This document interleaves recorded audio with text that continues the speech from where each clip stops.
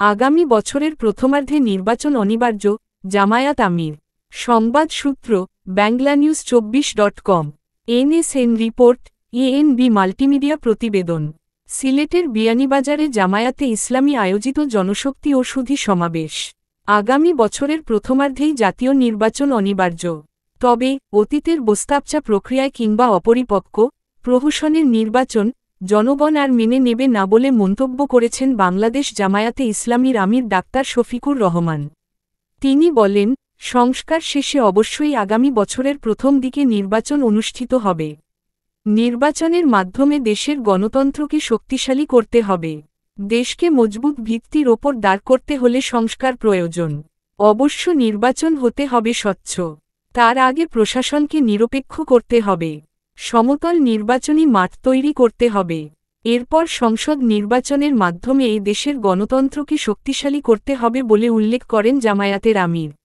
বুধবার 23 জুলাই সিলেটের বিয়ানীবাজারে জামায়াতে ইসলামী আয়োজিত জনশক্তি ও সুধী সমাবেশে প্রধান অতিথির বক্তব্যে তিনি এসব কথা বলেন।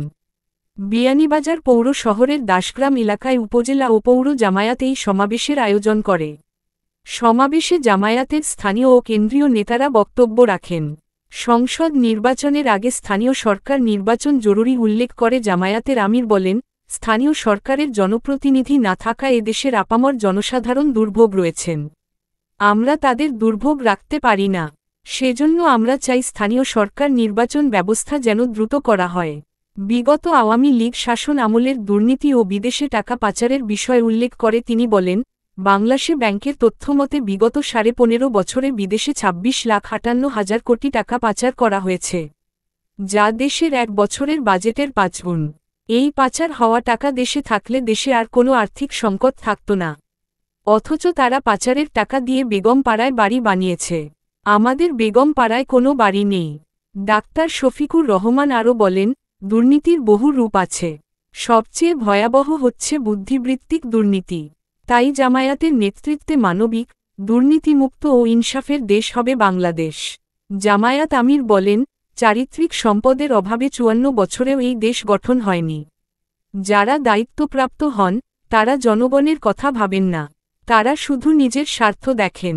তারা দুদককে ভয় পায়, আল্লাহকে পায় না।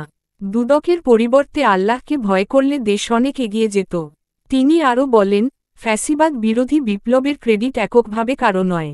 এই বিপ্লবের নির্দিষ্ট কোনো মাস্টারমাইন্ডও নেই। সবাই এর অংশীদার। সবাই মিলেই একটি সুখী সমৃদ্ধ দেশ হবে বাংলাদেশ। প্রবাসীদের ভোটাধিকার শুধু নয়, প্রবাসে বসেই যাতে তারা ভোট দিতে পারেন সে পানির তৃপ্তি মেটাতে প্রতিদিনের সঙ্গী ডেইলি মগ।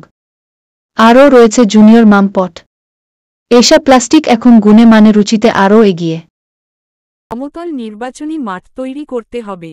এরপর সংসদ নির্বাচনের মাধ্যমে এই দেশের গণতন্ত্রকে শক্তিশালী করতে হবে বলে উল্লেখ করেন জামায়াতের আমির। বুধবার 23 জুলাই সিলেটের বিয়ানীবাজারে জামায়াতে ইসলামী আয়োজিত জনশক্তি ও সুধী সমাবেশে প্রধান অতিথির বক্তব্যে তিনি এসব কথা বলেন। যা দেশের এক বছরের বাজেটের 5 গুণ। এই পাচার হওয়া টাকা দেশে থাকলে দেশে আর কোনো আর্থিক সংকট থাকত না। অথচ তারা পাচারের টাকা দিয়ে বেগম পাড়ায় বাড়ি বানিয়েছে। আমাদের বেগম পাড়ায় কোনো বাড়ি নেই। ডাক্তার শফিকুর রহমান আরও বলেন, দুর্নীতির বহু রূপ আছে। সবচেয়ে ভয়াবহ হচ্ছে বুদ্ধিবৃত্তিক দুর্নীতি। তাই জামায়াতের নেতৃত্বে মানবিক, দুর্নীতিমুক্ত ও ইনসাফের দেশ হবে বাংলাদেশ। জামায়াত আমির বলেন, চারিত্রিক সম্পদের অভাবে 54 বছরেও এই দেশ গঠন হয়নি। যারা দায়িত্বপ্রাপ্ত হন তারা জনগণের কথা ভাবেন না। তারা শুধু নিজের স্বার্থ দেখেন। তারা দুদককে ভয় পায়, আল্লাহকে পায় না। দুদকের পরিবর্তে আল্লাহকে ভয় করলে দেশ অনেক এগিয়ে যেত। তিনি আরও বলেন, ফ্যাসিবাদ বিরোধী বিপ্লবের ক্রেডিট এককভাবে কারো নয়। এই বিপ্লবের নির্দিষ্ট কোনো মাস্টারমাইন্ডও নেই। সবাই এর অংশীদার। সবাই মিলেই একটি সুখী সমৃদ্ধ দেশ হবে বাংলাদেশ। প্রবাসীদের ভোটাধিকার শুধু নয়, প্রবাসে বসেই যাতে তারা ভোট দিতে পারেন সে ব্যবস্থা নেওয়া দাবি জানান জামায়াত আমির।